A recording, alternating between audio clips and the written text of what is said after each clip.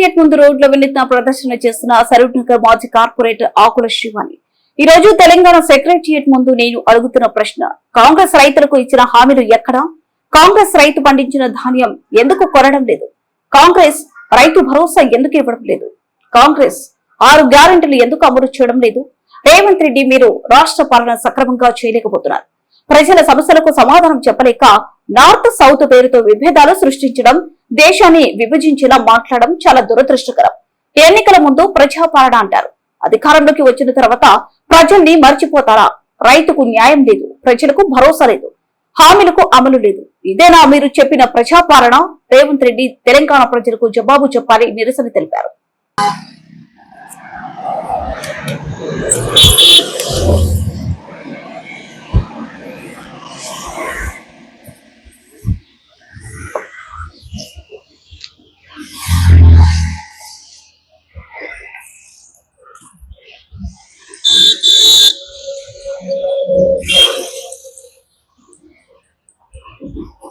తెలంగాణ రాష్ట్ర సెక్రటేరియట్ ముందు ముఖ్యమంత్రి రేవంత్ రెడ్డి గారికి నా సూటి ప్రశ్న, చివరి ధాన్యం గింజ కొంటానని చెప్పి హామీలు ఇచ్చి ఈ రోజు రైతులని ఎందుకు గోస పెడుతున్నారు? రైతులకు ఇస్తానన్న భరోసా ఎందుకు కల్పించడం లేదు?